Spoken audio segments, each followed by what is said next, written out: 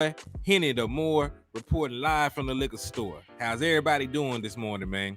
I know y'all probably were concerned. Y'all thought I got kidnapped by an Eagles fan.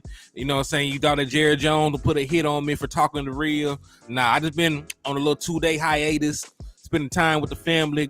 Actually got a family reunion coming up, so that's why I've been away.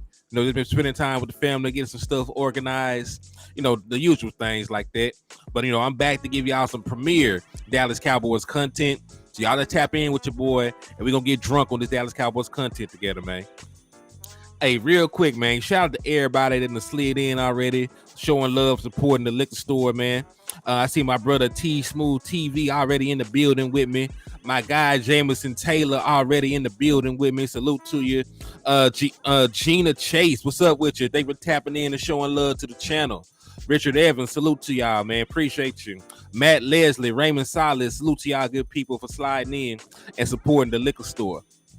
So, hey, I know it's been a couple of days, but, you know, the usual rules and regulations still apply when you slide to the liquor store, man.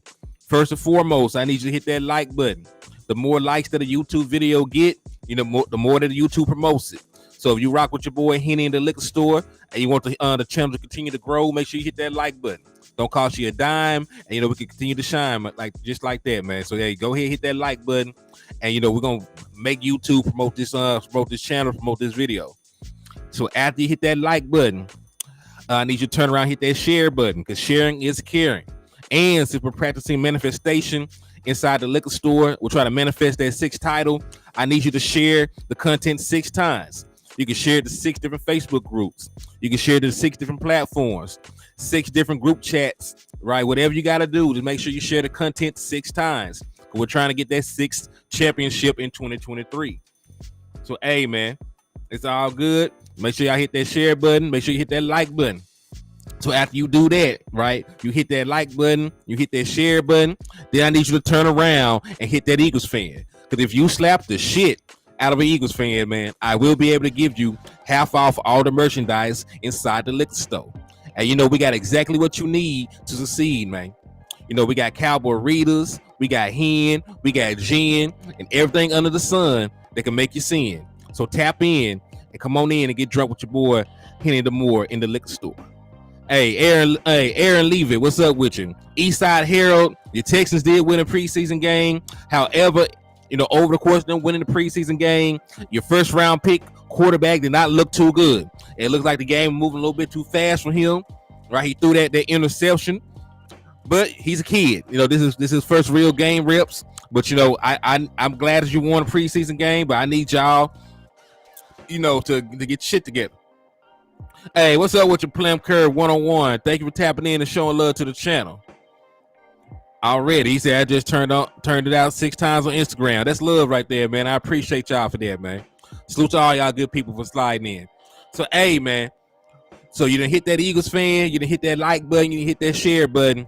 Now, if you want to enter into this raffle, either hit that Cash App or hit that Super Chat or Super Sticker. Because I will be raffling away a Dallas Cowboy jacket or a Dallas Cowboy pullover of the winner's choice. It's going to get cold, so, you know, we still got to drip and represent for the Dallas Cowboys in style, man. So when you go out here to these high school games, these college games, or the NFL games and the weather gets cold, you know, you can put on for your Dallas Cowboys in style. So all it takes is $5 to enter for a raffle entry, and the winner's going to get one of their choice. If you win, just tell me the size, the color, you know, the kind of jacket or pullover you want, and I'll make it happen for you. Right. So of course, you know, send your mailing address and stuff to me after that and everything. But you know, if you win, you know, you get to decide the jacket or pullover you want. I think that's a sweet little deal.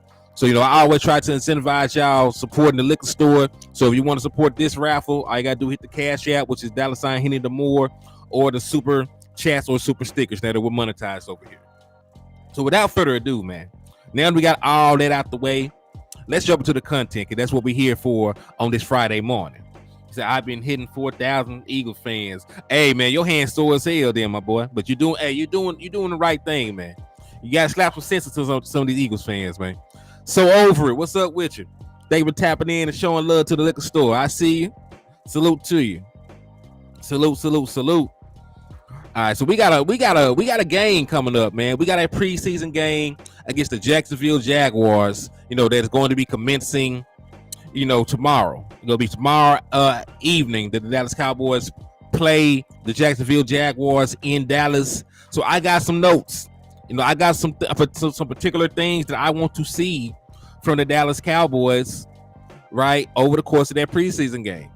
So it's really 4 or 5 points, right? We're going to talk about them in depth.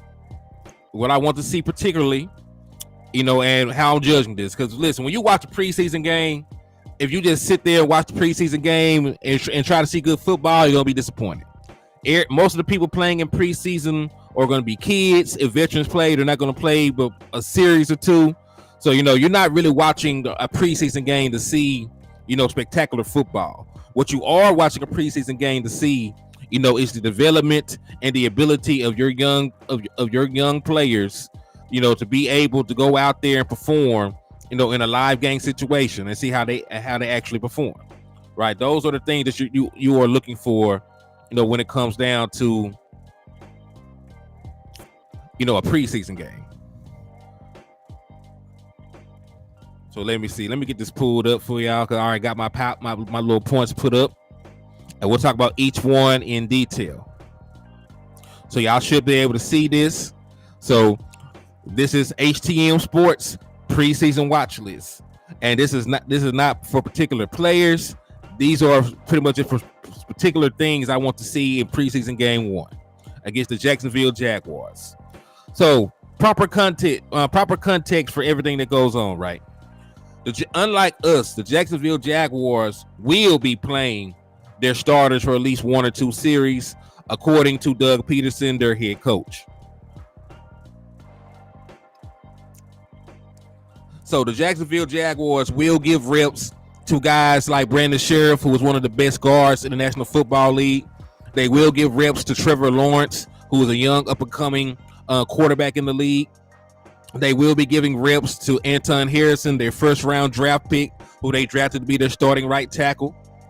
They will be giving reps to Calvin Ridley, who is one of the best route-running wide receivers in the National Football League.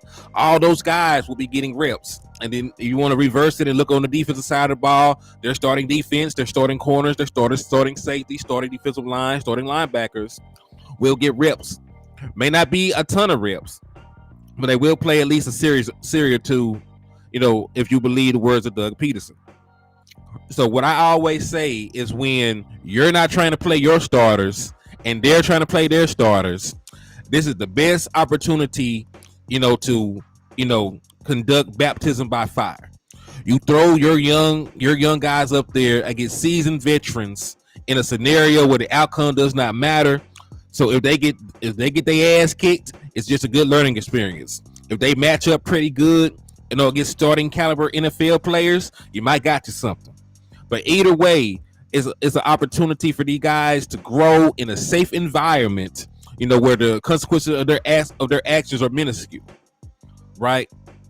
So let's talk about it. So first and foremost, what I want to see, because we're talking about replacing Ezekiel Elliott and his production. We're talking about wanting to see more from this new scheme.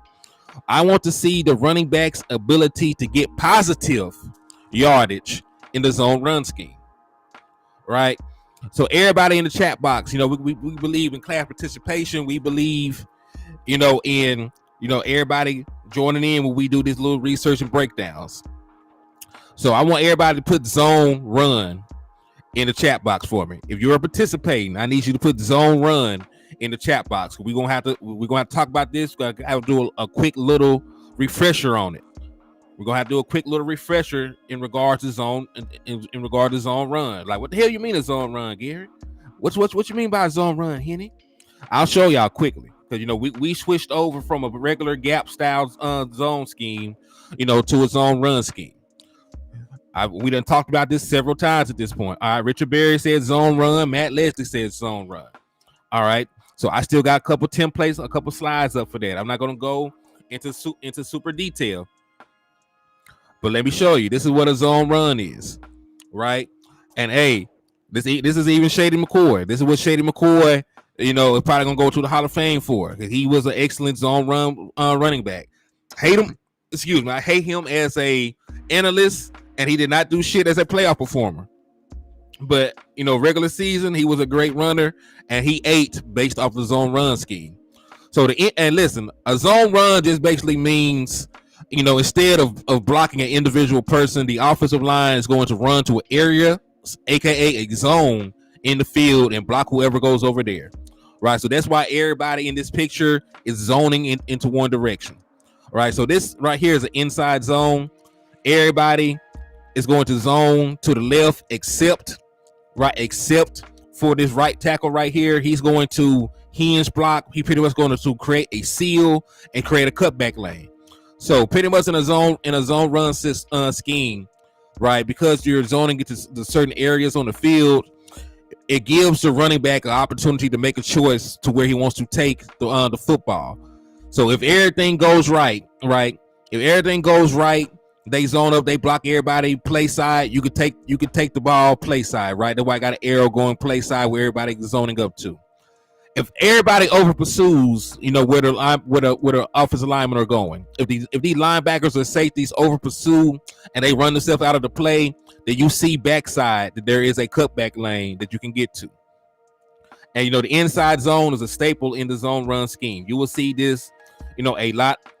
This is one of the meat and potato plays in the zone run system. Hey, what's up with your cue ball? Hey man, I've been gone the last 2 days, so that's on me. But I'm glad to be missed. And I'm here to give y'all some content, man. So don't trip. I got y'all, and we're gonna have a great show. Right, so this is a meat and potatoes play inside of the zone run scheme. This is what we switched to instead of having our usual gap system. Right, so let me minimize this real quick. So I know for a fact that Tony Pollard should be able to run and be productive in the zone run system, because a zone run scheme is predicated on the vision, right? Vision and burst are two of the biggest components of being a successful runner inside of a zone run scheme. We know that he has vision because he was a punt returner in college. He set the NCAA record for return touchdowns during his tenure in Memphis.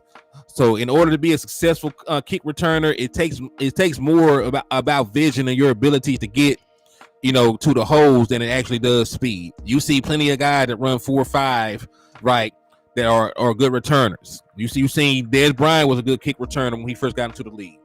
CeeDee Lamb was a good kick returner in Oklahoma. He's a 4.5 guy.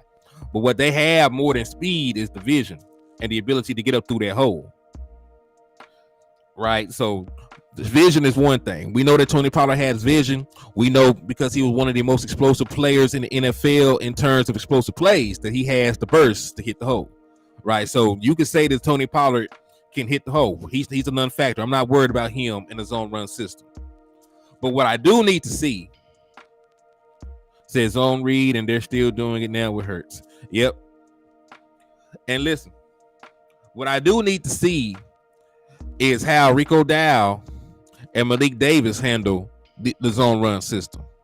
Granted, I believe Malik Davis can do it because he was in a zone run scheme in Florida. When he was in Florida, they were running a zone run system, and he was successful there, when he wasn't hurt. Right, because one of the reasons that he went undrafted is because of injuries and availability, not because of ability. He was real good, but he actually got the opportunity to carry the ball. It just those instances were few and far in between. So Malik Davis does have a background in a zone run style offense, right? Rico Dow, I'm not gonna lie to you, I'm not too sure about his background. I'm not too sure what they ran at his alma mater. Right, Deuce Vaughn is another guy that we expect big things out of. We know that he has vision and we know that he has burst, but a question about Deuce Vaughn that will be answered over the course of preseason, right, is will he be able to get explosive runs? Will he be able to have good ball security? Will he be able to stay healthy from taking hits from these larger guys at the NFL level? Those are some questions that we're going to answer during the course of this preseason. Right, those are things we will see during the course of this preseason game. So the zone run scheme and how these guys play in it, that's one of the most crucial things, because I'm hoping that somebody can step up already on the roster and prove that they can be running back too. right? As it being reported right now, Rico Dow, because of his size, he's pass blocking a little bit better than Malik Davis and Deuce Vaughn at this point. So, he's getting, a little bit more of the nod to be running back 2 at this point. Right? So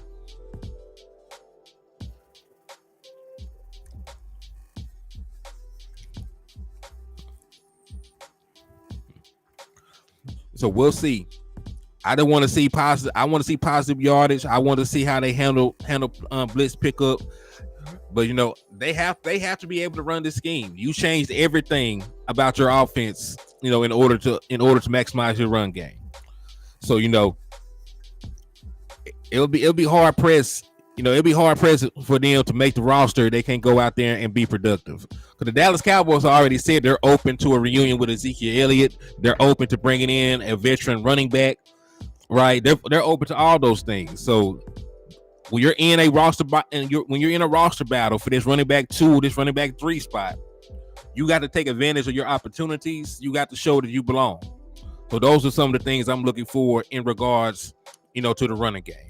Will they be successful in the zone run scheme? And if you want to add this in as well, how well can they pick up the blitz? Right? Our offensive line has been shaky the last couple of years.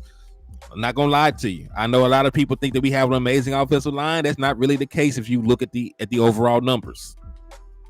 Right. So they will have to have a little bit. They will have to show me something in blitz pickup, in pressure pickup.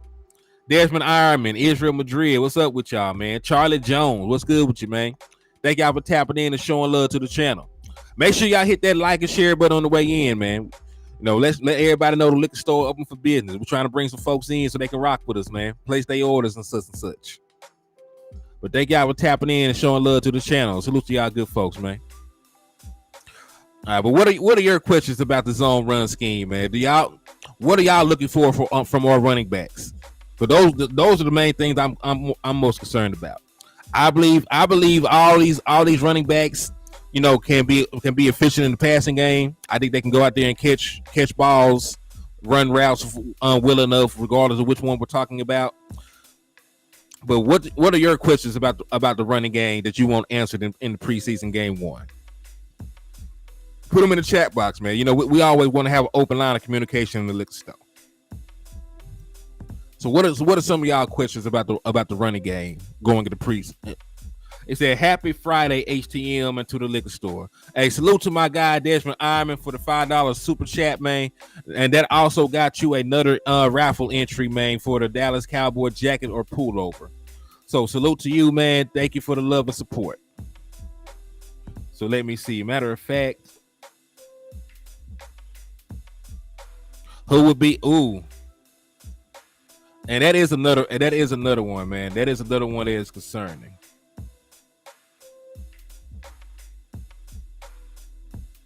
So Desmond Ironman, that was your first raffle entry. So salute to you. And if y'all want to be like my boy and improve your odds of winning the Dallas Cowboy jacket or pull over to hit the cassette over the super chat. That's a very good one, Charlie Jones. I like this one. So those are two things. Those are real two good questions by y'all in the chat box. I see you, Keystone, and I see you, Charlie. I see you. So one, because we all know we do not have great offensive line depth. Right, we all know we don't have great offensive line depth. So who would they throw out there, as the offensive line? I don't expect to see Tyler Smith be honest. We know we won't see Zach Moore because he's still holding out, and we definitely will probably not see Terrence Steele. So what kind of offensive line, would they throw out there? That's a real good one. And then Charlie Jones, right? That is also a real good question. Will they utilize a fullback? Well, let me see if I got this up here. I don't got the one where the fullback is involved. I used to have one. But yeah, there's zone run schemes, they utilize a 2-back look, and you use a fullback or another halfback as a lead blocker.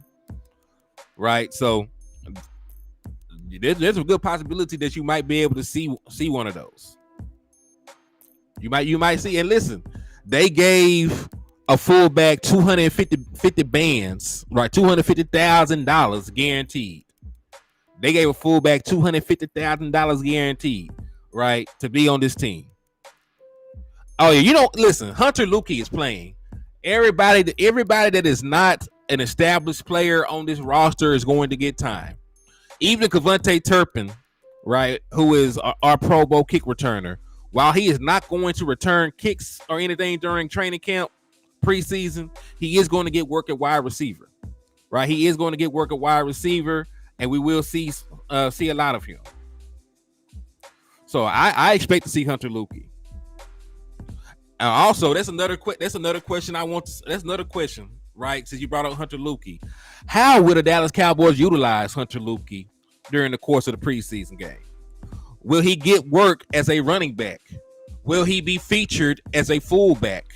Right, those are some good questions in regards to Hunter Lukey. So I'm glad that y'all brought that up when we were talking about the running back and the running game. Right, because when we ask some questions, right, sometimes you don't just get answers, you get other questions that need to be answered. And that's the beautiful thing about preseason and training camp, because there's a lot of unknowns. Right? So we were sitting here talking about how well they will be able to run the zone run scheme. And then they brought up questions about the offensive line, who will be out there blocking for them, right? Then we brought up running, right? We have a guy on the back end of the roster who they said they view as a fullback. Will they actually use him as a fullback, or will he be a short yardage running back like we imagine him to be? Right. So those are some good questions. Rev Rebel, what's up with you, man? Thanks for tapping in and showing love, my guy. And Rev, we can't just do 3. We're trying to get 6 championships, man. So you don't have to drop 6 shot glasses when you slide through the liquor store, man. When you slide through the liquor store, we're gonna have to drop at least 3. We're gonna have to drop at least 6 shot glasses, man, because we're trying to manifest that 6th championship.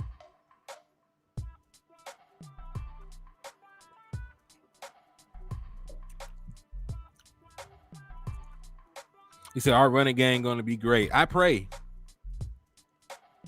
There we go, Reb.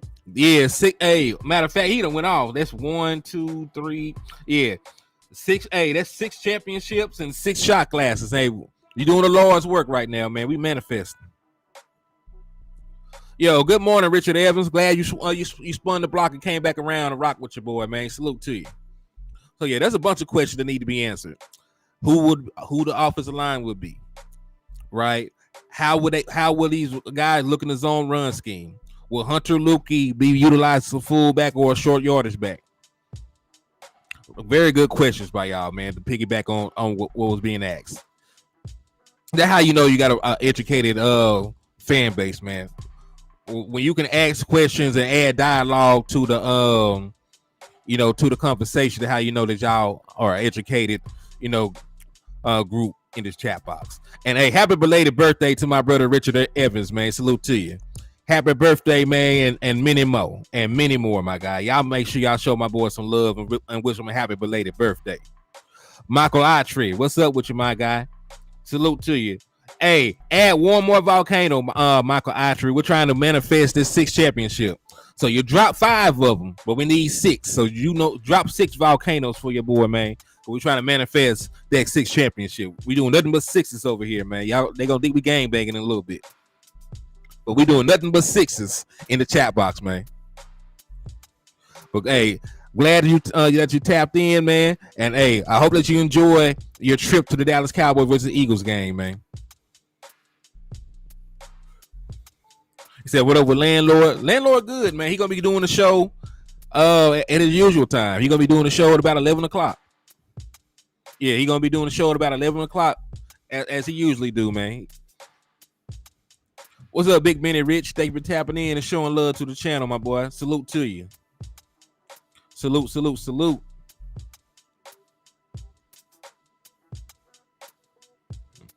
All right, so let's move along to the next thing, man, because I am happy. So you're going to call the remover right this field if you can add me. Do you have oh shit, you ain't got no wrench. Let me give you a wrench too, my boy. Cause you be rocking with me. You be rocking with me hard as hell. So I'm gonna add you on. Hey, Fish 82, what's good with you, man? But hey, y'all welcome Raymond Salas to the wrench gang, man. Now that I think about it, Raymond been in here a long time, ain't never got no wrench. So I'm gonna give my boy a wrench. Michael Itry, I'm gonna give you a wrench too. Justin Kitchen, what's up with y'all, man? Salute to you. So yeah, Michael Itry, boo, I got you. There you go. So y'all welcome Michael Itry and Raymond Silas to the wrench gang, man. Charlie Jones, yeah, I got you.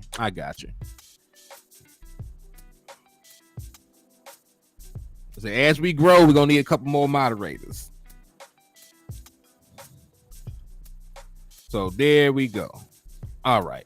So y'all welcome Charlie Jones, Michael Itry, and then go ahead and welcome my boy Raymond Silas to the wrench gang, man. Brian Bradford, what's good? What's Gucci, my boy? Thank you for tapping in and rocking with me, man. Salute to you. So now that we covered, said watch party. Yeah, I'm gonna be in the watch party with him. I'm gonna be in the watch party with him. We both will be hosting the watch party. So y'all can come to the liquor store and watch with me and Wes, or you can go over there to the West Coast and watch with me and Wes. But yeah, we will be hosting a watch party, being West Coast Cowboy, right? So we're gonna have a good time with it, man. We're gonna have a great time with it. All right. So now that we talked about our questions surrounding the running back room, indeed, my brother, indeed, we can't wait to see you in there. So now we get the question, right? Because we talked in great depth about running backs. Let's talk about the run scheme, the run stopping scheme, I should say. Right, because it was reported that Maji Smith had an MRI. He was experiencing some tendonitis. Maji Smith said he's gonna play. Maji Smith said he's going to play Saturday, right? Out of his mouth, out of his mouth, the guy's ears. Maji Smith said he will be available. He will be suiting up, for preseason game 1. So we spent a first round pick, right, on Maji Smith. We spent a 4th round pick on Junior Fihoko, right, who was expected to play be a 3 tech. This is year 3, right? This is year 3 for my boy Big Quinn Bohannon, right? This is year 3 for Neville Gallimore. How will our interior defensive line look, right? How will our interior defensive line look against the run against the Jacksonville Jaguars? And listen, if Jacksonville does plan to play their starters for the first 2 series, those are the series that I want Maji Smith on the field, right? Those are the series that I want Maji Smith on the field. I don't care what Maji Smith does against their backups. I don't care about what he does against their 3rd string. I want to see what Maji Smith can do against their starting centers and starting guards, right? If Fihoko is available, I want to see what he can do against their starting center and starting guards, right? I want to see, if they can shed blocks and maybe get a hand on Travis Etienne, because Travis Etienne is expected to play at least a couple of snaps, right? I want to see what they can do against Brandon Sheriff, who was one of the best guards in the National Football League. Those are the matchups I want to see. That's the baptism by fire that I've been talking about. Throw your young guys out there against NFL starters and see if they sink or swim. Because regardless of the outcome, it's a good coaching experience. If Maji Smith is able, to get push, if he's able to get penetration to the backfield, if he's able to at least hold the point of attack, right, and not allow the guards or the center to get up to the second level and get onto our linebackers, those are all positives against very good players, right? Against starting caliber players, those are all positives. And even if he can't, even if he goes out there, he gets moved around, right? If he gets picked up and moved around, like a toddler, that's still teaching moments. Because why did that happen? Was your pad levels? Did you have bad pad leveling? Did you have a bad release? Were you a step too slow out of your stance? Right? What are those teachable moments that we can help you improve? So the next time that you go up against an NFL starter, right, you'll be ready. right? What are the things that we can learn from preseason game 1 that can carry over to preseason game 2, and then from preseason game 2 to preseason game 3, and then from the preseason game 3 to game 1 of the season to get the New York Giants? What are the teachable moments that can help you be a better player in between now and week 1? Those are the things that we're trying to find out and analyze. And you won't really know that if he goes up against scrubs. He's a first round pick. He's a first round pick. He is supposed to bully, right? He is supposed to bully their backup guard. He's supposed to bully their third string guard. He's supposed to bully their backup center and their third string center or their fourth string center or their swing, whatever. He's supposed to put hands on those guys and baptize them. But he's expected to play a lot with the starters. He's expected to play a lot besides Jonathan Hankins, in this scheme. So I need to see how he fares. Junior Fehoko, right? I need to see how much more peanut butter I got to give you. He's the guy I don't care if he gets beat up on, right? I really believe that Junior Fehoko is still about a year. He needs another year, in our offseason program, in our strength training program, right? A little bit more weight. If he's going to play a true 3-tech, he needs a little bit more peanut butter on his body. But I do want to see how he matches up right now. Give him those valuable reps for development. I don't expect him to go out there and beat up on their starting guys, but I do expect him to give effort. I do expect him to go out there and try his damnedest. Right? Certain things you can't teach. He has a high motor. I want to see that high motor, translate from college over here against NFL competition. And listen, he might even be a little bit ahead of schedule, right? The peanut butter might be the only thing missing from him. He might already have good pad leveling. He might already have a good first step, right? He might already have the required discipline, right? He might already be ahead of the curve mentally, but his body might not have caught up already. So those are still things that I want to view, when it comes to evaluating my defensive tackles. He said, I don't know why people don't think Devon. Oh, you talking about Deuce Vaughn? Okay. Can run between the thing because he can. When he played Alabama, he ate butt up. So the white people thinks that he can't. I don't really think that it's just white people that think that.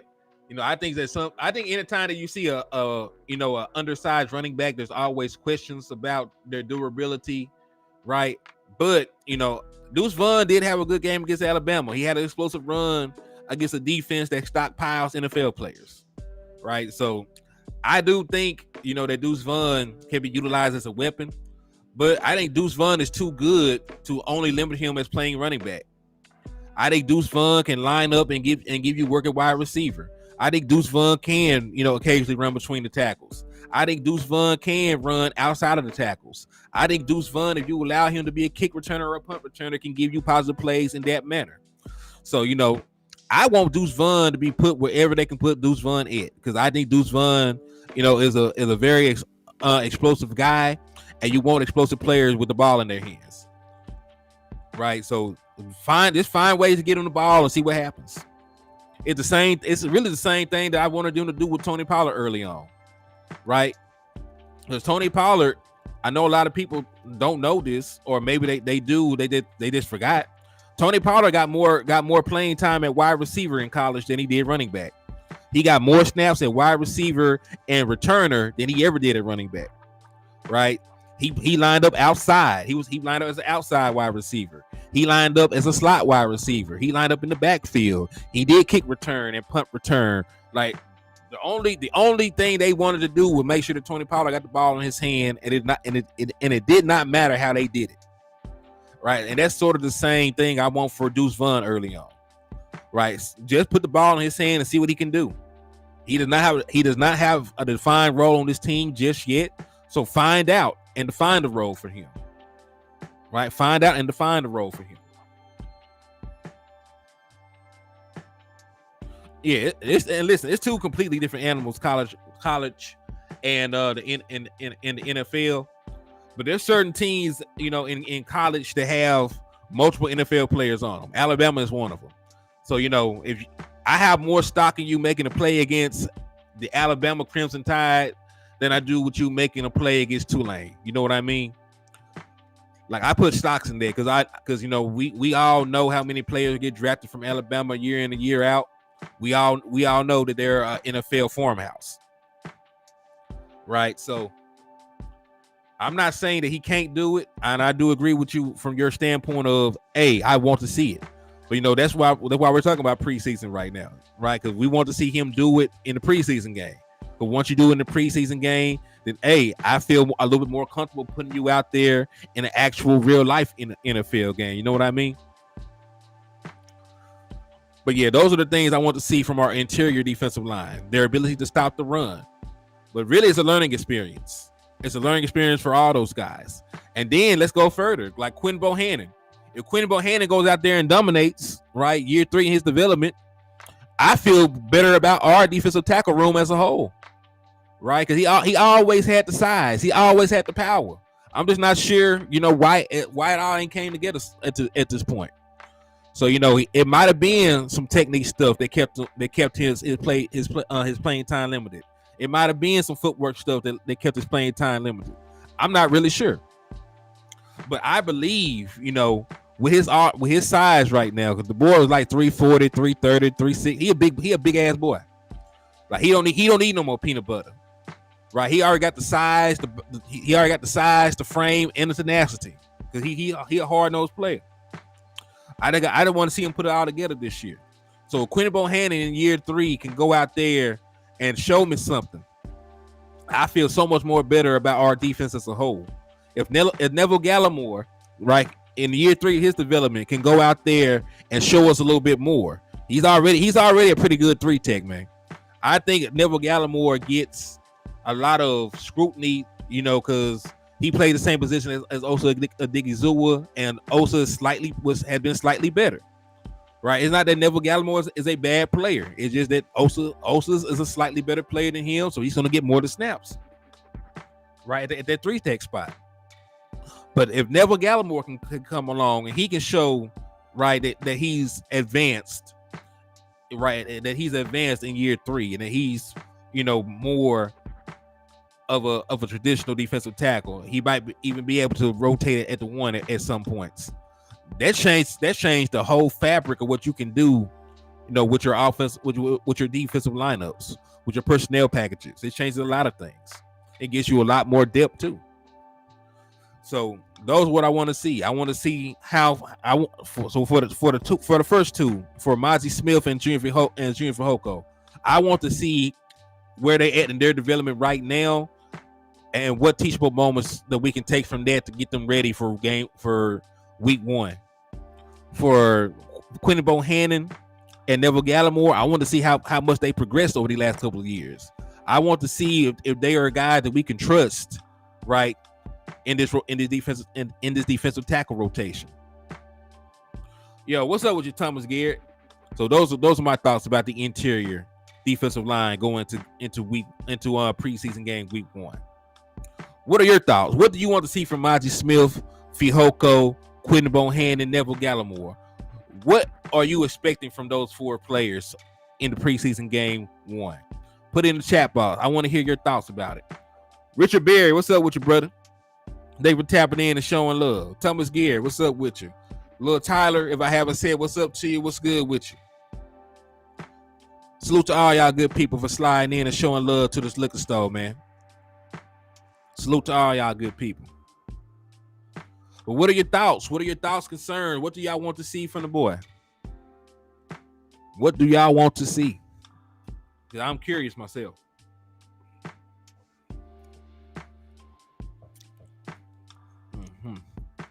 Lil Tyler said he wants dominance. Lil Tyler wants dominance from Mozzie Smith. Thomas Garrett said he just wants an early impact. And that's fine. I also, and listen, he does not have to be dominant, right? Based on the matchup, I don't expect him to be dominant, you know, against the guy that he's going up against. Against the guy he's going up against, I don't expect him to be overtly dominant, but I do expect him to be good.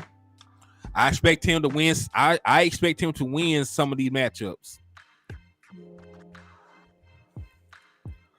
because the guy I want to see him go up against is Brandon Sheriff. Brandon Sheriff was a first team All-Pro in 2020. He's a 5-time Pro Bowler. He was on the All-Rookie team back in 2015. And coming out of college, he was a first-round pick number 5 overall, and a unanimous All-American. He was all Big Ten. He is one of the best guards in the National Football League. So I tell you what, if he go out there and he beats up on Brandon Sheriff, and he does him dirty, then dog, like we will win a damn Super Bowl.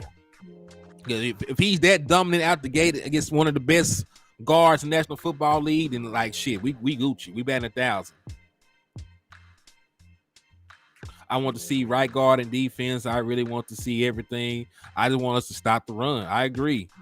I do agree with that. I want us to stop the run. And that's really the main thing I'm looking for.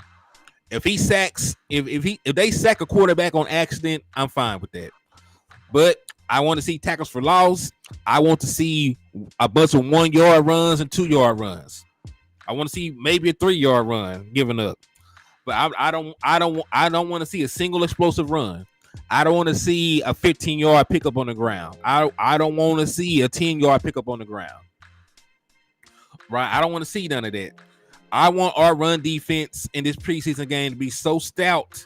Right? I want them to be stout as hell. Now that's a tall task, right? Because they got a good running back, they got a good interior offensive line play.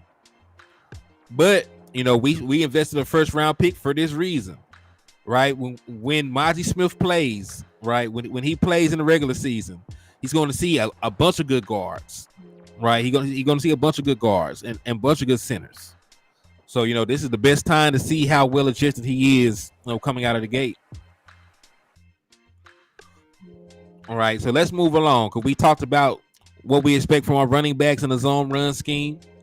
We talked about what we expect from our interior defensive line. Let's talk about this Texas Coast offense for a little bit, man. Let's talk about the Texas Coast, right? Mike McCarthy bringing West Coast principles to Texas. I want to see how these wide receivers do. You know you won't see CD Lamb, right? Let's keep it 100. Let's keep it 100. We won't see CD Lamb. We won't see Michael Gallup really. I don't expect to see him a lot. We won't probably see Brandon Cooks. All right, so there's gonna be some young guys out here getting reps. Hey, what's up with you, Miss Regina Green? They were tapping in and showing love to the liquor store. You are the real MVP. Salute, salute, salute. So I don't expect to see, you know, anything from those guys. You know, I think they might. There's rumblings that Michael Gallup might get a snap or two, right? Just because he's coming off an injury, trying to shake off some rust.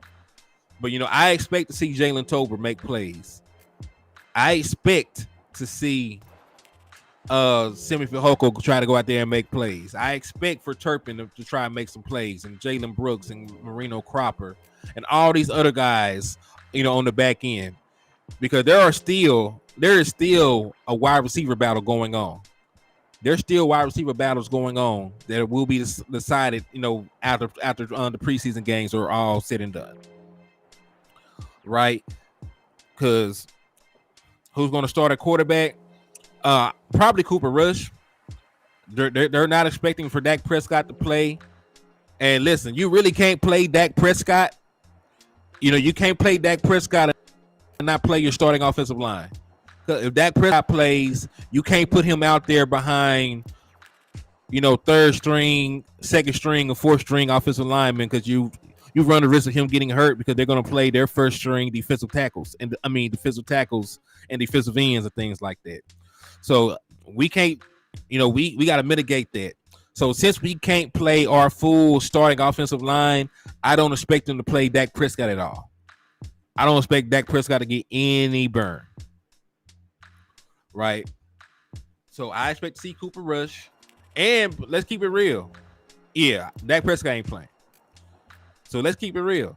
I expect, you know, Cooper Rush to play and then Will Grier to play. I expect 2 quarters from both of them. That's what I want. I want 2 quarters of Cooper Rush and I want 2 quarters of Will Grier. Because technically, I already know pretty much what I can get from Cooper Rush. He played at this point. He's played in what 5? He started 5 regular season games.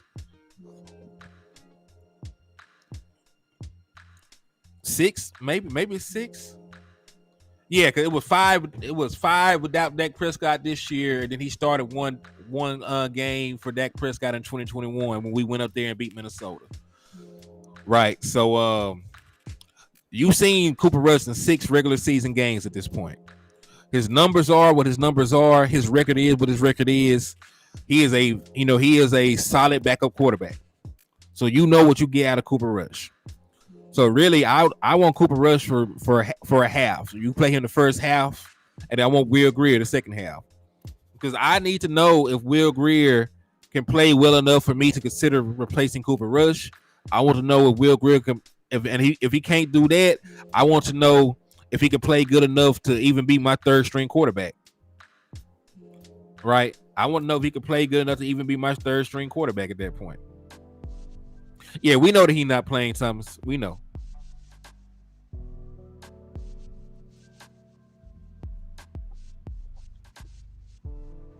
Because remember, you can carry a quarterback now that does not take up a roster spot. And you can only, and listen, the first 2 have to get hurt in order for him to be activated. Right? The first 2 got to be hurt in order for him to be activated. But you still got a roster spot for a quarterback, right? And if Will Grier can't fill it, then go for somebody else. But I like Will Grier though, man. I like Will Grier. He's a dual threat quarterback. We can run all the RPOs and the play actions and things like that with him.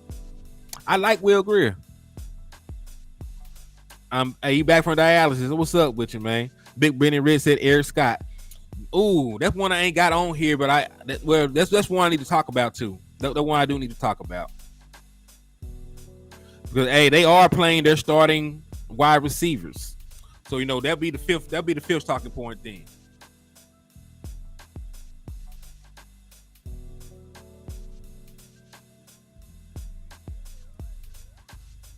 So that is a very good talking point. I will talk about that. Salute to you for that too, my boy.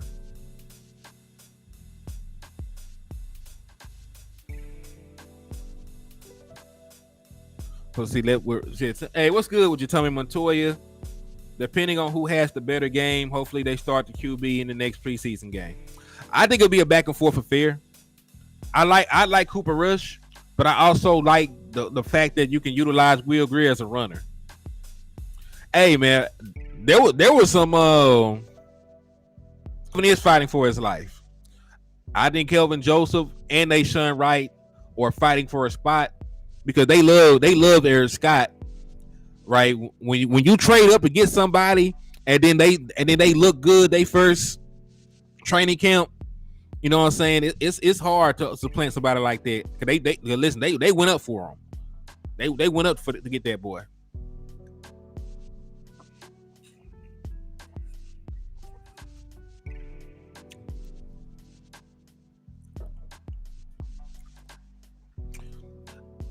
Do I think D-Law will have a better season? I think D-Law will have a similar season to what he's been having. And listen, if D-Law have a season like he did last year, I'm good with that. He made a Pro Bowl selection last year. D-Law gave you 6 sacks, and he was one of the best defensive ends against the run in the National Football League. So he gave you 6 sacks. He gave you a bunch of pressures. He gave you a bunch of quarterback hits. He graded out really good against the run.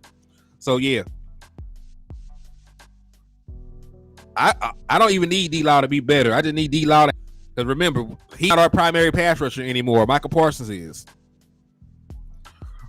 Well, we don't have, a plethora of, because we got a bunch of pass rushers. We got Dante Fowler, Michael Parsons, Sam Williams. Like, we got a bunch of guys whose only job is to rush the passer. If he can give me anything as a pass rusher and stay at that level of being an elite run stopper, all he got to do is give me a replay. All he got to do is give me a repeat of what he been doing, and I'm good on that. Sam Williams playing, I think he's gonna have 7 sacks. Sam Williams gonna have at least 10 sacks over the course of this 17 game season. I can realistically see Sam Williams get get like 10 sacks. Because he got all those other sacks, man, and he really didn't he got all those other sacks. He really didn't have to play a lot. You know what I'm saying? He got limited snaps. Yeah. And listen, when one of your issues is stopping the run, you need as many good run stoppers as you can get. So, I'll take the good run stopping from D-Law, and whatever production you give me sacking the quarterback, over a pure pass rusher, because we got plenty of guys to rush the passer. What we don't have is, a lot of is guys that can stop the run. But when you go down the list, right, of good run stoppers on that defensive line, I think it's DeMarcus Lawrence. Then you have to look at Monty Smith, Jonathan Hankins, the D tackles. Out of your defensive ends, hands down, he's your best run stopper. Yeah, I can see 8 to 10 sacks for Sam Williams easily. All right, so let's pull this back up. Let's talk about the rest of these talking points real quick. Well, really, we really haven't even finished the last one. That's on me. But yeah, the camp battle for the last wide receiving spot is very close though. It's very, very, very close. It's very close. Because Jalen Brooks looks unguardable. Jalen Marino Cropper looks great. You know what I'm saying? He's made great plays over the course of training camp. But I think they're in more competition with Simi Fehoko than they are with Jalen Tolbert. Because Jalen Tolbert is a 3rd round pick. Right? Jalen Tolbert was a 3rd round pick. He's shown, exceptional growth, from last season to this season, with his production so far. So, I think that Jalen Tolbert is a lock for wide receiver 4. Right? If we're going down the list of the top 4 wide receivers on this team right now, is CeeDee Lamb, it's Brandon Cooks, it's Michael Gallup, then it's Jalen Tolbert. Right? I think that Simi, Brooks, Cropper, are fighting, and not even really for wide receiver 5. I think they're really fighting for wide receiver 6 because of how much they plan on utilizing Kevontae Turpin this year on offense. Right? Because you look at this report, right? They're really giving the ball to that boy right now. Hold on, let me make sure this is the right one. Yeah, okay. So this is from Patrick No C. If y'all ain't following Patrick No C, y'all make sure you give him a follow on all his platforms. Real good content creator. He said Kevontae Turpin in this practice alone has been targeted on the outside, on the inside, and he's now taking a direct handoff from the single back set. So Kevontae Turpin, they're finding all kinds of creative ways to get the ball in his hand because Kevontae Turpin is a weapon. Kevontae Turpin is a bona fide weapon. He has legit 4.3, maybe 4.2 speed. He can line up as wide receiver, right, as an outside threat. He can line up in the slot.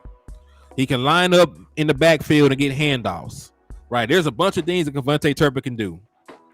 The only question about Kevontae Turpin, was his weight. He's not really like a super undersized guy. He's about the same height as most slot receivers. He's 5'9". He's 5'9". It's not like he's 5'4", 5'3", or anything like that. He's the same height as Randall Cobb. Him and Randall Cobb are basically the same height. So we seen guys his height be successful. We seen guys with his speed be successful. Right? So as long as he can stand the hits, or if he's take the Tyler Lockett approach and he gets down to avoid big hits, or he just runs out of bounds altogether, I can see Kevontae Turpin being utilized as a weapon. Right? He's the type of guy that can turn a slant into a house call.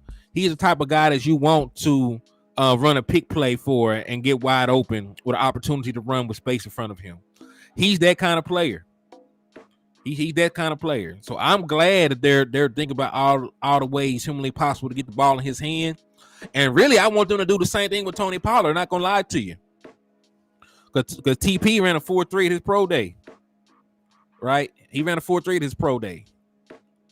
So, I want them to put all the explosive guys that they got out there. Utilize them however you can to get the ball in their hands. If that boy can squat 600 pounds, shit, that is a strong dude. I think at my age, if I look at 600 pounds on the squat bar, that my knees gonna go out.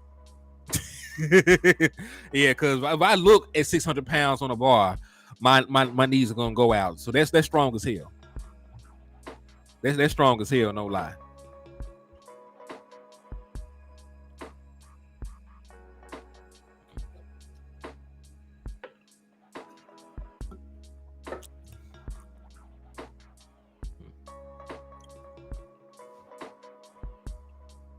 This team has too much speed to be wasted.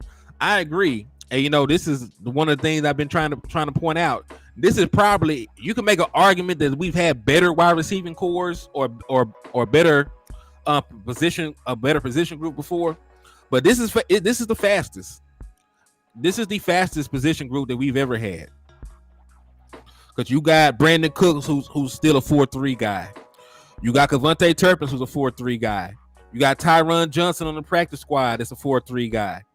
Tony Pollard ran a 4.3 at his pro days, so you could consider him a 4.3 guy. Jalen Tolbert ran a 4.4, right? Then you look at even guys like CeeDee Lamb, like he's not a super burner, but a 4.5 with his route running is fast as hell.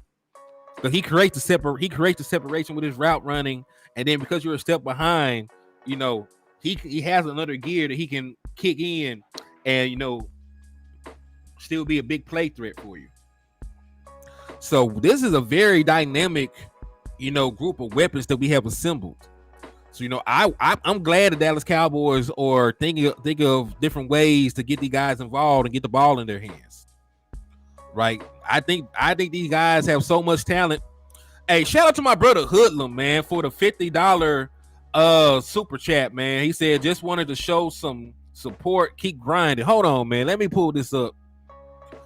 That's love right there, Hoodlum. I appreciate you for that, man.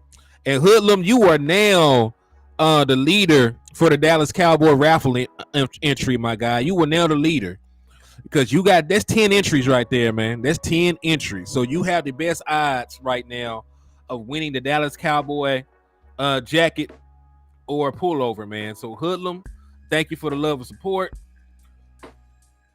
And you a real one for that, man. I thank you.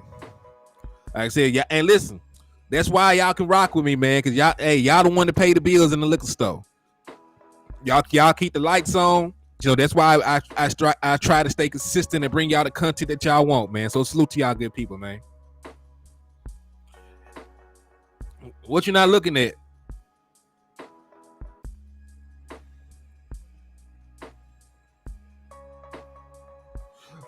What you not looking at, kinfolk?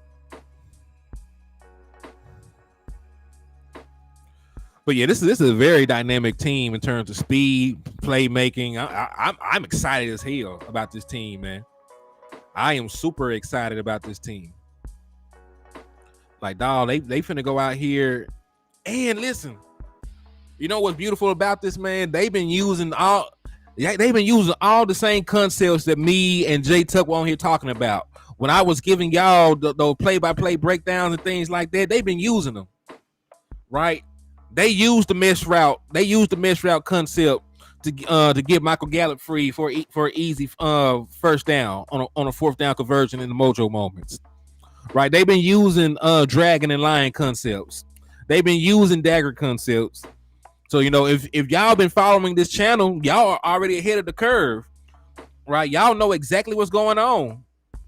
Y'all know exactly what's going on when the Dallas Cowboys run out there and you see the sets. So if y'all have not stayed updated about these concepts, man, we might do a refresher at the end of the show after we talk about all these talking points, because they have definitely been using them.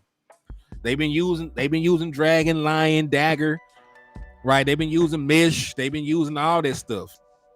And listen, even on these play action plays, they use Yankee. They've used Yankee in training camp. So I'm excited.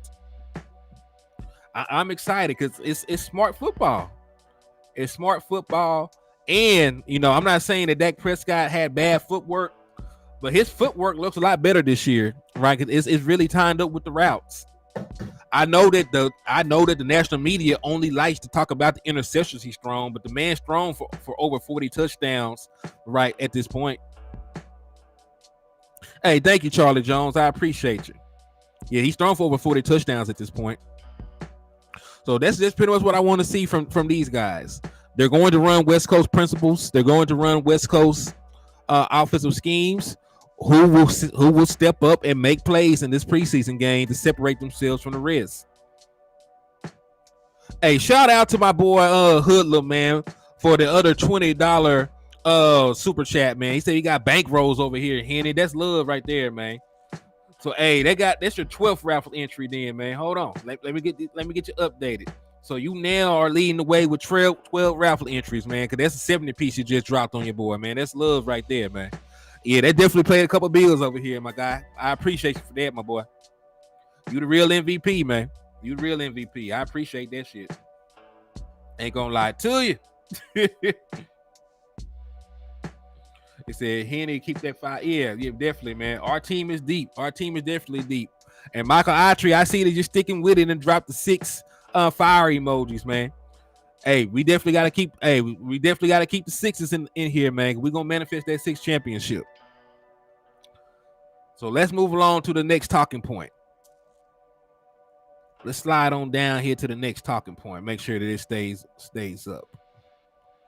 All right. So yeah, Will Grier. Because we were talking about Will Grier. We were just talking about Will Grier, and his ability to be a viable option for us at quarterback 3 in this offense. Or listen, can he go out there? This is another question to piggyback on that. Can he go out there and make Cooper Rush uncomfortable? Can he go out there in preseason and play well enough to where we look at Will Grier like, we might got something with Grier?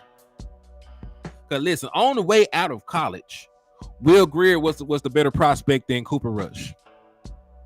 Right? I know it has not panned out for him at this point. But Will Grier, was a better prospect, than Cooper Rush was. And he's slightly younger. So you look at Will Grier, coming out of college, because the boy played at Florida, then he transferred to West Virginia and had all kinds of success. Right, because his 2 years in West Virginia, he threw 34 touchdowns and 12 interceptions while throwing for 3,490 yards the first year. And then his second year, he completed 67% of his passes, 3,864 passing yards, 37 touchdowns, and 8 interceptions. Right? So coming out, people forget, Will Grier was a 3rd round pick. Like, Will Grier was viewed as a quarterback. He really would have won in the 1st round, had West Virginia won more games. You know what I'm saying? Had they won more games. So, he was looked at as a highly touted quarterback prospect. He has not lived up to that at this point, but injury is also one of the things that derailed his career to this point. Hey, thank you for the love, Michael Autry. Hey, that love right there, man. Hey, as long as you're in here with us, man, it's all good. We appreciate you.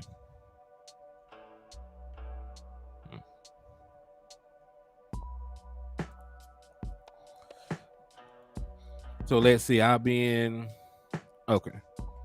So yeah, Will Grier is not no Rudy Poole quarterback. Now, he has not really been healthy. He has not really been healthy up to this point, right? Because listen, he only has 2 starts in his career. He had 2 starts. He did not look good, in those 2 starts though. Only completed 53% of his passes. Only threw for 228 yards, and he threw 4 picks. However, that was back in 2019. He has not played a snap in an actual NFL football game since 2019. I am always the guy that believes in upgrading your resume. If you update your resume, right, and you got some more life experience, some more work experience on there, right? We might be able to talk about something. So I want to give Will Grier an opportunity because he's a former third round pick. He's a former third round pick. He's mobile. You don't have to change your offense when he's in the game. You can still do the quarterback keepers. You can still do the read options. You can still do the naked bootlegs. You can still do everything. Everything that you do with Dak Prescott under center, you can do with Will Grier. Granted, he's left-handed if I'm not mistaken, so you might have to change the direction of the play, but you don't have to change the actual play itself. Right? So that's one of the things that got me thinking about Will Grier. Not saying that Cooper Rush is ass or anything, because Cooper Rush has shown that he's a very good backup quarterback. But I will give Will Grier the opportunity to compete for that job. I will give Will Grier the opportunity to show me if he is a viable option, as a quarterback too. Right? Because I don't mind it one way or the other. If Will Grier wins the competition, then Cooper Rush could be your emergency quarterback, and I'm fine with that. If Cooper Rush wins the backup job, Will Grier could be my backup quarterback. Right? Said Will's like a deer in the headlights when the lights come on. That might be true. But the last time we actually seen Will Grier play in an actual NFL football game, there was not even COVID. COVID didn't even exist back then. It's been a long time, bro. So I'm willing to give him an opportunity. Granted, he might still be a deer in the headlight. He might go out there and look like like Bambi when we play this preseason game. But I do want to at least give him the opportunity to show what he can do. So that's why I want 2 quarters from Cooper Rush and I want 2 quarters from Will Grier. Right, that's why I want 2 quarters from both of those guys. And hey, shout out to my brother DC for Life Texas was tapping in, man. He said, "What's good, Cowboys Nation HTM?" Hey, let's freaking go, my guy. I hope everything good on your end, man. I missed you. I've been gone for the last couple of days, but I'm back to bring y'all this premiere Dallas Cowboys content, man. For real.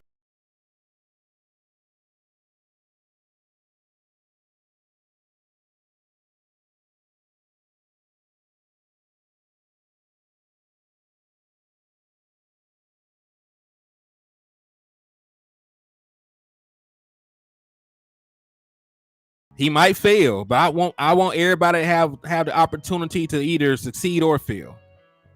Right? Because when it comes down to player evaluation, the Dallas Cowboys have one less preseason game than they usually do, because we usually are the ones that host the Hall of Fame game. We usually play in the Hall of Fame game, where we are usually the team that has 4 preseason games. So we got one less game to work through this. So all these snaps are valuable for these young guys. Indeed, man. We're gonna get that 6th championship this year, my boy. We're gonna get that 6th championship. I believe that wholeheartedly. My boy. All right, so we talked about Will Grier and if he will be a viable option at quarterback 3, or if he can compete for the quarterback 2 position. Now let's talk about something that's gonna get hectic, boy. Let's talk about something that's gonna get hectic. So let me pull up the receiving core.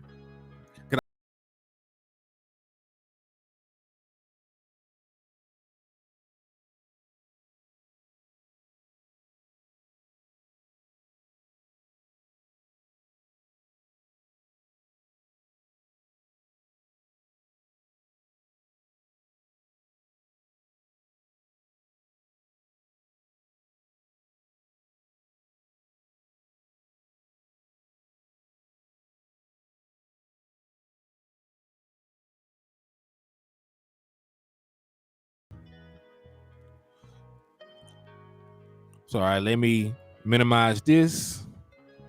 I'm finna pull the depth chart up. And this is gonna be the position battle that I definitely want us to take advantage of the most. I'm not gonna lie to you. They are supposed to be starting their starters. Remember, their starting wide receiver core might be one of the best in the NFL. Calvin Ridley, number 1 wide receiver his entire career. Christian Kirk, number 1 wide receiver majority of his career. right? Because even after they lost D Hop, right? Even after they lost D Hop over there, he stepped up and was number one option for them.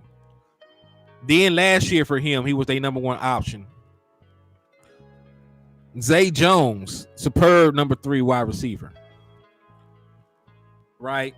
Evan Ingram, basically a wide receiver in a tight end's body. They got great pass catchers.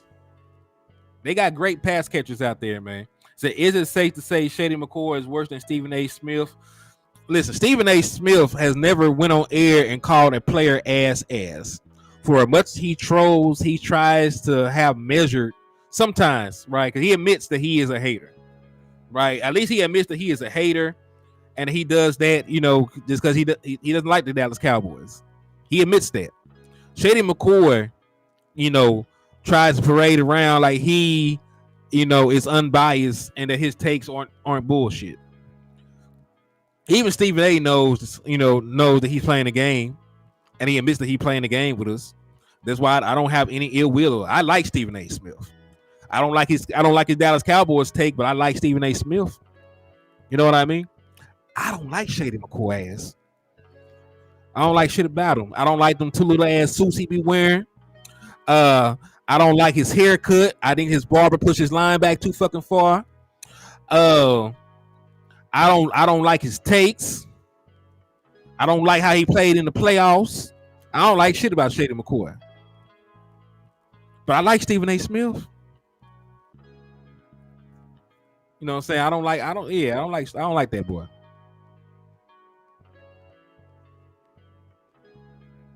I don't know him, but also I don't like the way he portrays himself. I should say that. I don't personally know the man. But I don't like this Rudy Poo ass image he puts on. But hey, who am I? I'm just a dude on YouTube sitting in his kitchen talking Dallas Cowboys. Who the hell am I, right?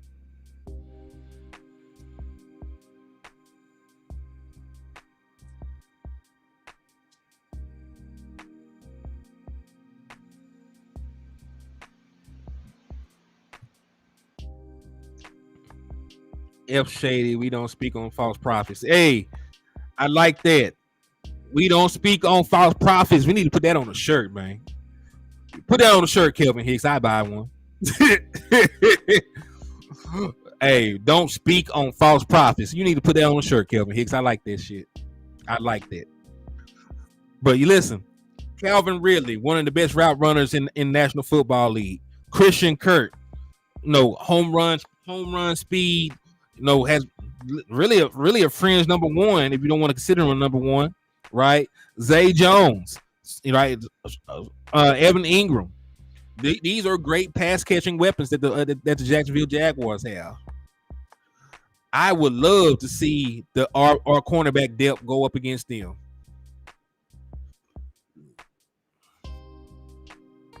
He said Smithers. Hey, man. For real though, man, because I want to see, and listen, this is the only opportunity that we will have, right? One of the few opportunities we will have for our backup corners to play against starting wide receivers and not care about the outcome. If there was week 1 and we had to play, Kelvin Joseph and Eric Scott and Nashawn Wright and all these other guys against, starting guys, we might be a little concerned, right, of the outcome. But shit, this is preseason. I want to see how well Eric Scott can hold up against Calvin Ridley, because right now Eric Scott, if you believe the depth chart, he's cornerback 4. He's an outside corner, meaning if anything was to happen to Trayvon Diggs or was to happen to Gilly, he would be the guy playing outside corner for you. So I want to see how well he can match up against a guy like Calvin Ridley.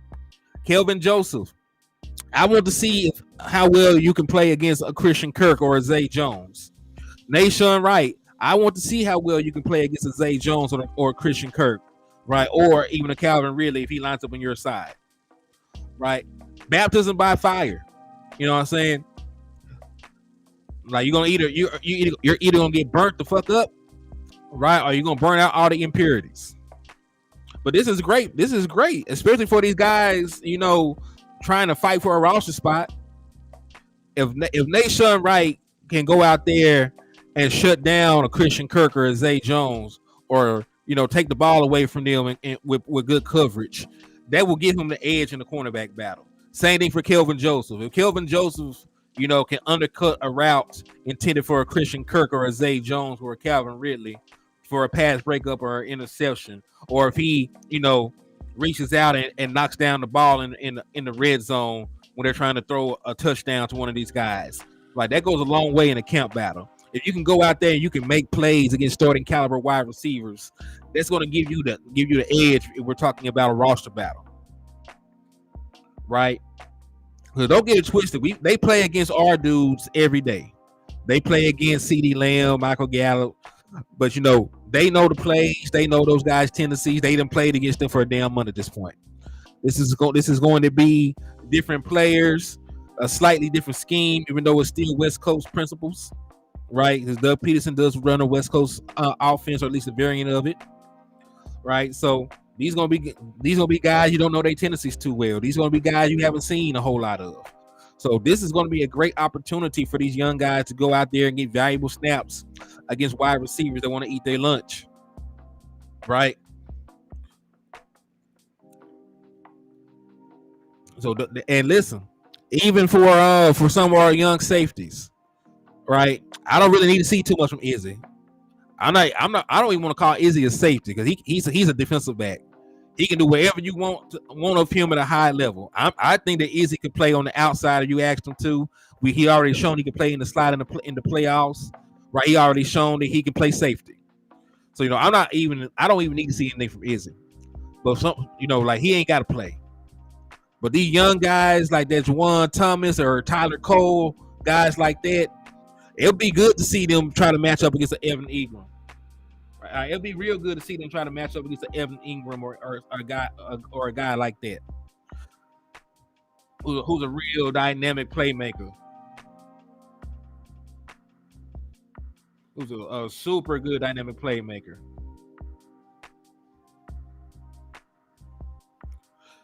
Desmond Ironman, who's worse?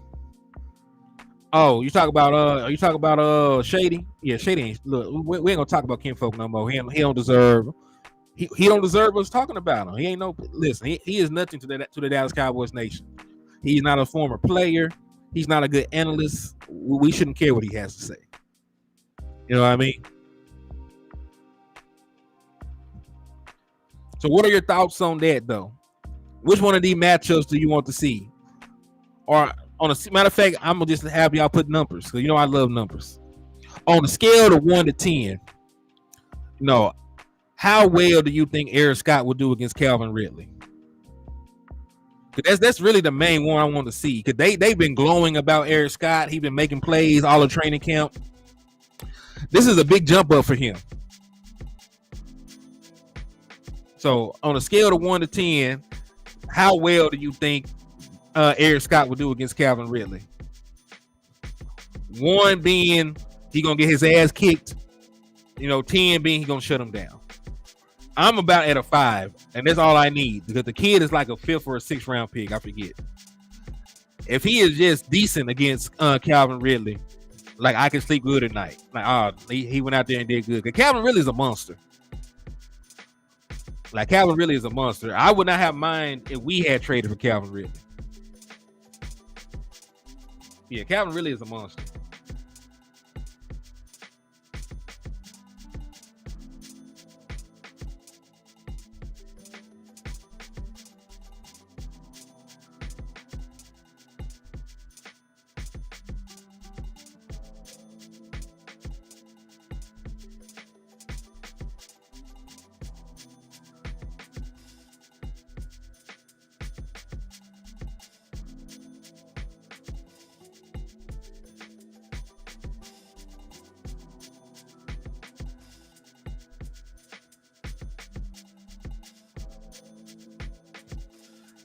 It said, how them Braves do What's good, little? Hey, man. How did them Braves do, man?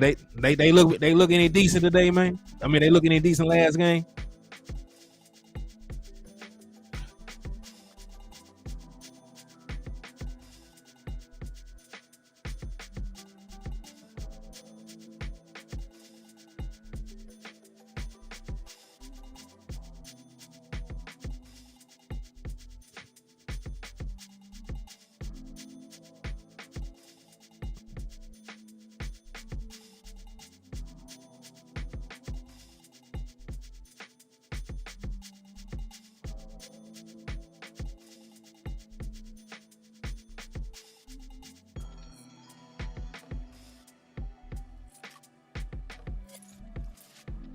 All right.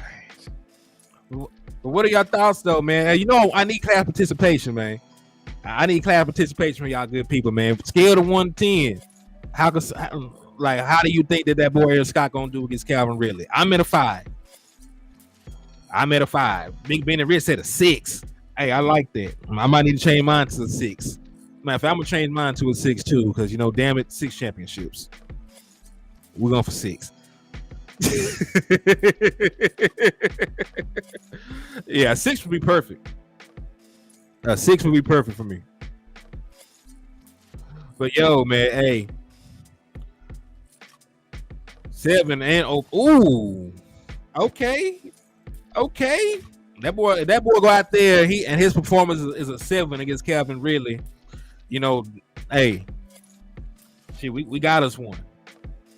Matter of fact, we got an heir apparent to if he go out there and his performance is a 7, we got an heir apparent to Gilly for next year. Because this is the only season that Stephon Gilmore is tied to this team. So if he go out there and he looks good against Calvin Ridley on the outside, then shit. Hey, I will keep giving him chances and opportunities to play on the outside.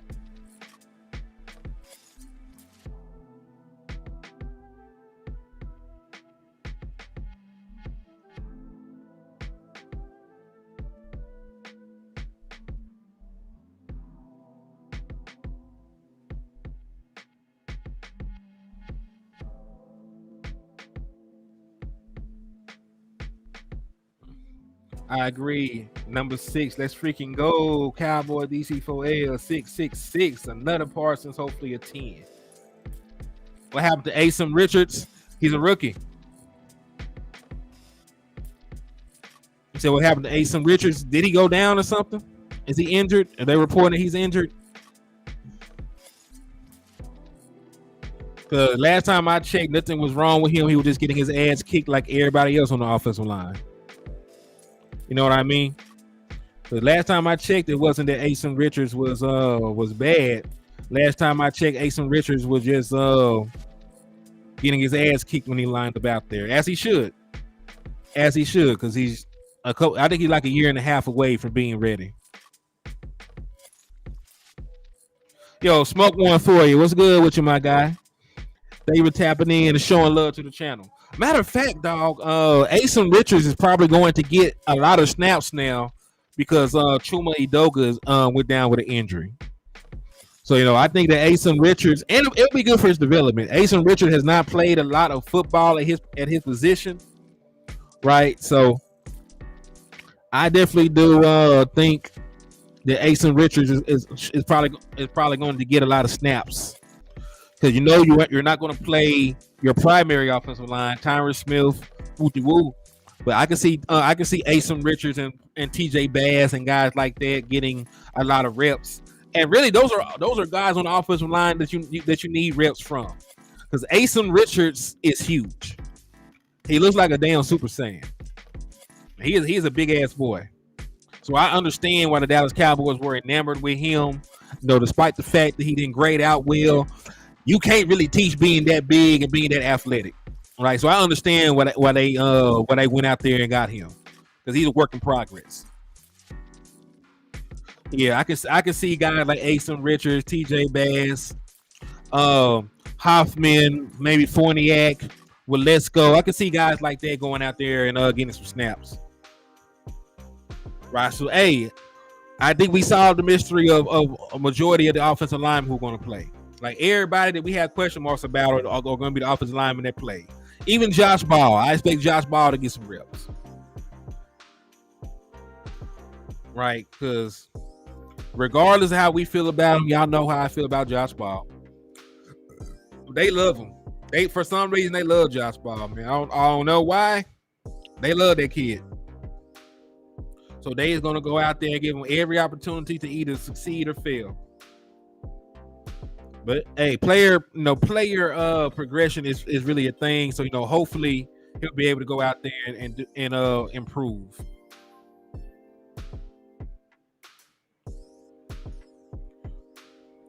Which is true.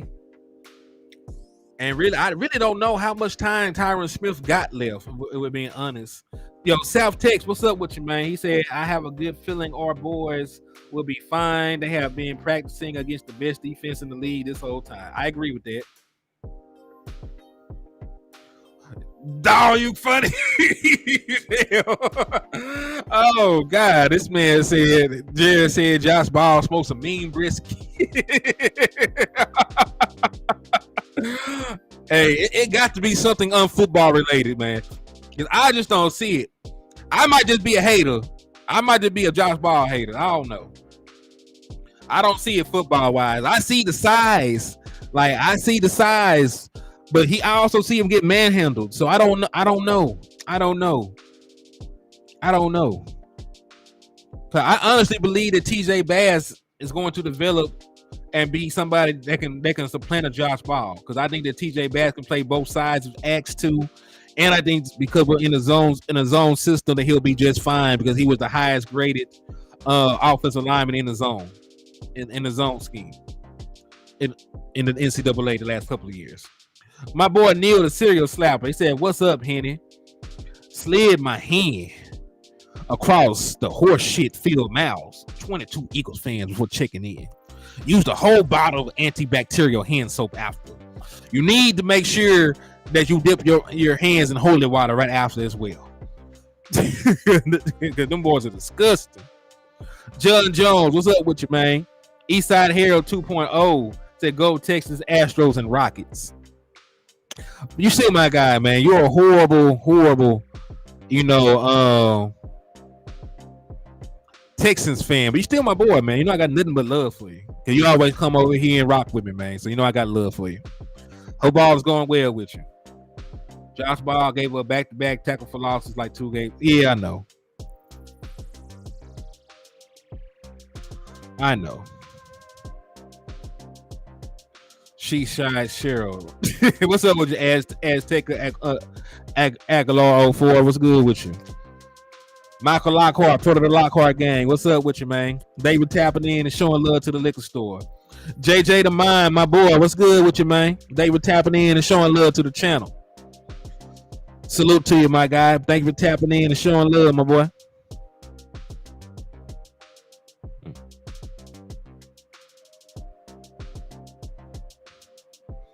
So yeah, man. So we done cover a lot. He said, "Yep, the man have to watch the O-line. Deuce Vaughn had in K-State. Man, I think the 2 guards and 1 tackle are very athletic." So we are moving over to the Q&A part of the liquor store because we covered everything that I wanted to talk about. So if for everybody that's late to the liquor store, right? Don't trip because I'm gonna give y'all pretty much the summarized version of what we talked about today. Just in case you want to spin the block and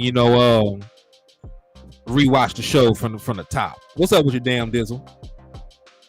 So boom, this is everything that we talked about today inside of the liquor store, right? This was the HTM Sports preseason watch list, right? So we talked about what to expect, right, from this preseason game. I said I wanted to see the running back's ability to get positive yardage in the zone run scheme. And that also evolved into who the offensive line would be blocking for these guys, right? It also evolved into would they use Hunter Lukey as a short yardage back or an actual fullback, right? That's sort of what that conversation evolved into. If you want to go back and watch that in its entirety. We then moved along and talk about Mazi Smith and the interior defensive line's ability to stop the run, right? And like I said, for Maji Smith and Junior Fihoko is just a learning experience. I want to see what level they are right now and see what's teaching points that we can learn from this game to get prepared for week 1. And then in regards to Quinn Bohannon and Neville Gallimore, who are in year 3, I want to see how big of a jump that they made in their development and if they can be dominant against some of these, backup guards, or, if they give them snaps to get the starters. Right, how they fare with that. So those are the things I'm looking for from my interior defensive line. Third, right, which wide receiver performs best in the live game situation? The roster battle for the final spots for that wide receiver position. We know that we're running a lot of West Coast principles and tendencies, so I want to see how they fare in that. Right, we know they're running mesh. We know they run dagger. We know they'll be running lion, dragon. All these things that we touched on, right? So we'll see what happens in regards to that. Then talking point number 4 was Will Grier and his viability as quarterback 3, which also evolved to hell. Will he play good enough to be considered for the quarterback 2 position? Since he is mobile, was a higher draft prospect than Cooper Rush, and we don't have to change our offense up if he was in the game, right? Those were the talking points for that. And then the last talking point that we had was the backup corners against the starting wide receivers that they had. Right? We know that Calvin Ridley, Zay Jones, and Christian Kirk are expected to play at least a series or 2.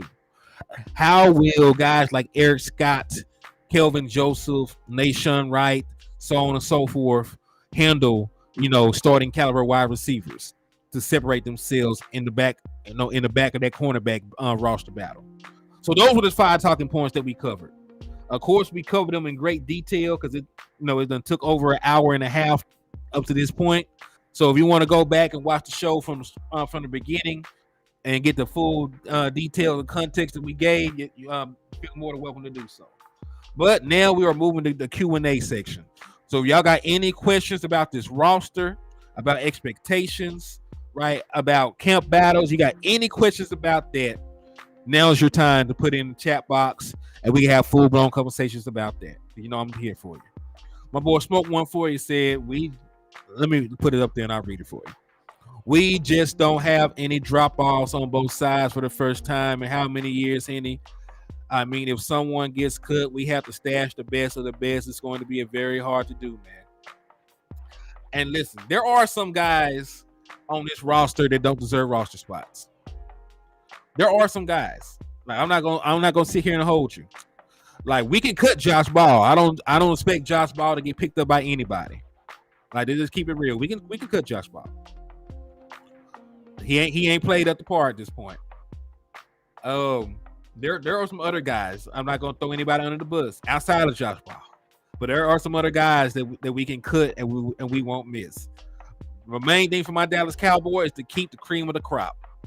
Right, is to keep the cream of the crop. So there might be about there's 15 roster spots on the practice squad.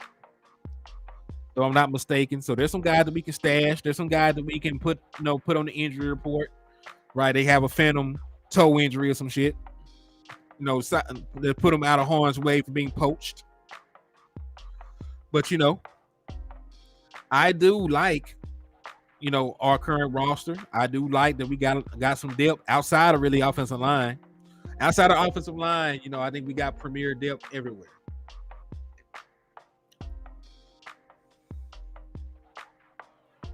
But hey, I do like Tank Dell. And y'all know that landlord loved Tank Dell. Like he was standing on the table for Tank Dell the entirety of the draft. Like that boy wanted Tank Dell. And I don't blame him because that dude like that. He's like that with his production, his explosiveness, his route running. I like Tank. Tony Simmons, what's up? He said, good morning, Henny. Good morning, Cowboys Nation. Cowboys talk on an early Friday morning. Yes, sir.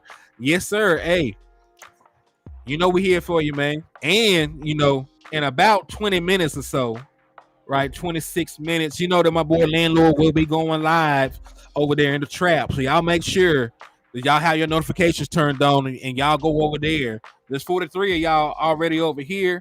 I want all 43 of y'all to go over there and support my brother, man. I want all 43 of y'all to go over there and support my brother in the content, because y'all know it's gonna be a fire ass show. All right, y'all know it's gonna be a fire show with Landlord, man. So y'all make sure that y'all go over there and support him when his show kicks off at the top of the hour. Wouldn't say he's the next great yet, though. No, I wouldn't say he's the next. Listen, Tyreek Hill is going to be a Hall of Fame wide receiver just based on his production, his numbers. He's going to be a Hall of Fame wide receiver. He's going to be a Hall of Fame wide receiver. So, I'm not going to say that Tank Dell is going to be the next Tyreek Hill. That's wrong.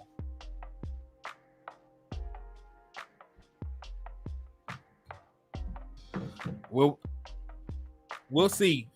I think we'll find some guys that are better than Josh Ball, definitely. Hey, y'all give me 2 seconds. I'm finna mute this and answer my wife's call. Cause I'm a live streamer, not a live streamer.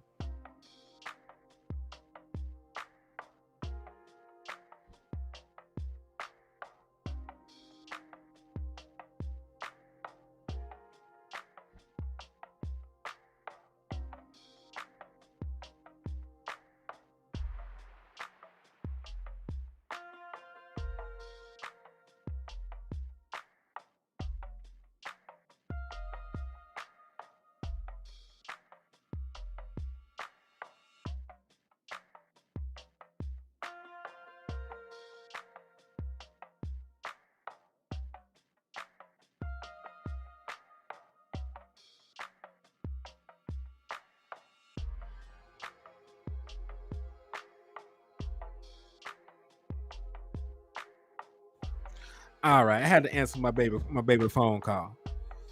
But yeah, man, he said Ball, Simi. I'm gonna give Simi a chance, and you know why I'm gonna give Simi the chance in the preseason game?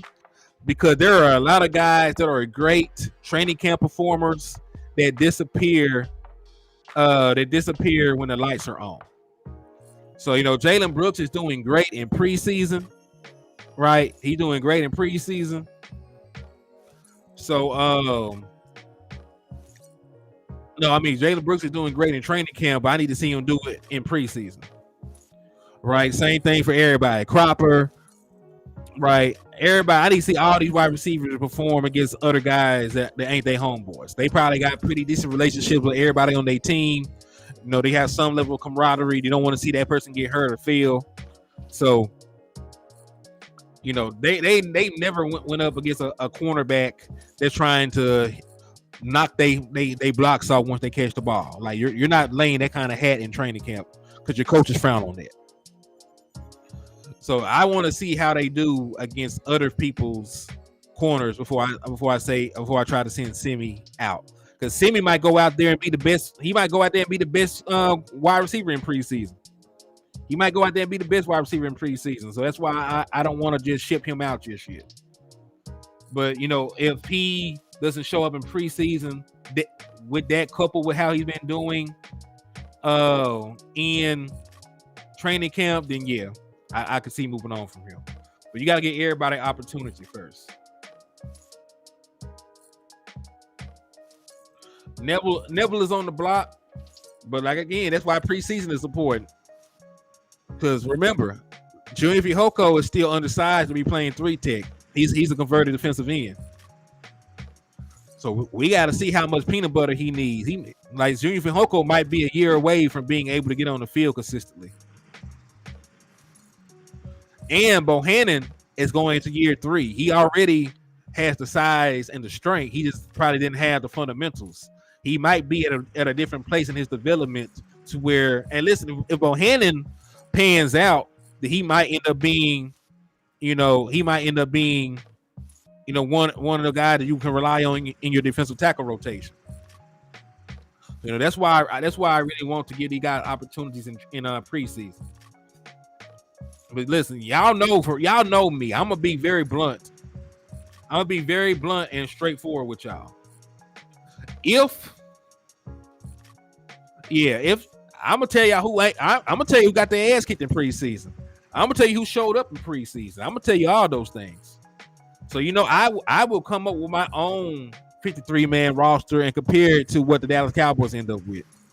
But remember, I saw with my own 2 eyes Aviante Collins outperform Josh Ball. and they still kept Josh Ball. And Aviante Collins is now a Bear and probably is going to play a lot of football. Right, so I seen with my own 2 eyes. So I'm gonna come up with my own 53-man roster after all 3 preseason games are played. I'm gonna tell you the guys I think deserve to make the roster. I'm gonna tell you the guys who I think underperform in preseason and should be on the bubble.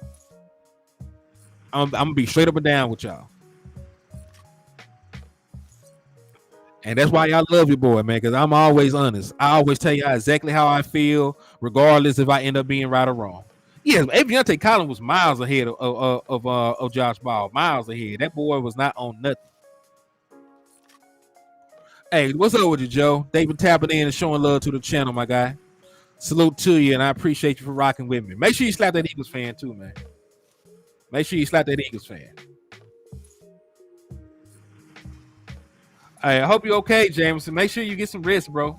Make sure you get some rest. What smoke one for you, say? Got my boy said. And that's fine, Henny. We did the same with Oson Chauncey. And he was a DN as well, remember? Yeah. And Chauncey still needs some more peanut butter. That is not a really that's not an easy transition because the body type and the job description for defensive ends and defensive tackles are totally different. Because you're training your body for quick twitch, for a good first step, for pass rushing moves as a defensive end and defensive tackle. You know, you want to be as solid and unmovable as humanly possible to hold up at the point of attack against guards, right? It's different. It's different worlds. Like it's entirely different worlds. So it's not an easy transition to go from defensive end to defensive tackle. So it takes even more time.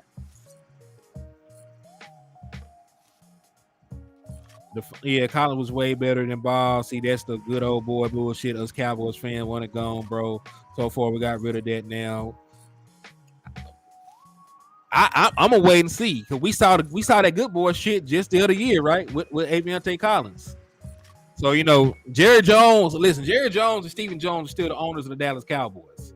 They got certain guys they like and believe in that they're going to, they're going to champion and push, and ask the coaching staff to keep.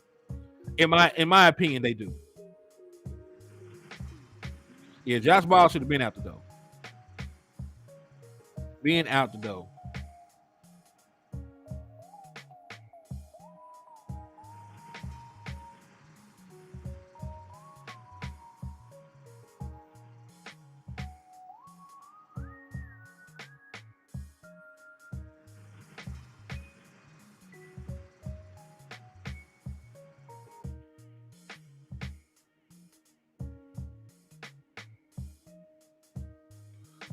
Yeah, feel better, my guy. Okay. So now I'm gonna give y'all the raffle update, and then we're gonna depart because my boy's show starts in about 17 minutes. So I need all 42 of y'all that's still in here. I got 42 folks on YouTube. All 42 of y'all, right? Make sure y'all go and jump into Landlord's chat box right after this. So right now for the raffle, VA Roster X has 2. My boy DC4 Life has 1 raffle entry. Joshua Fisher has a raffle entry. Dwayne Brown has a raffle entry. It's Too Easy has 3 raffle entries. Darian has 1. S.A. Richburg has 3. Brian Bradford has 2. Queen Cowboys has 4. Double R has 2. Morquetta has 2. Gary Murphy has 4. Salter has 4. Danny Savage has 1. JR has 1. Donald Holmes has 2. Desmond Ironman has 1. And Hoodlum is leading the way with 12 raffle entries. Hey, there's 51 folks in here, man. Salute to all y'all for welcoming me back to the YouTube game, with open arms and love, man. I'm glad that y'all, took the time out y'all mornings to come rock with me, man. And if any of y'all want to, enter for a chance to win a Dallas Cowboy jacket or pullover of your choice, all you got to do, hit the Cash App. Is $Hennythemoor, or you can send it through the Super Chat or the Super Sticker, Super Monetized. So again, thank y'all. I've been on here for 1 hour and 44. I appreciate y'all for the love and support. Keeping the liquor store lights on, right?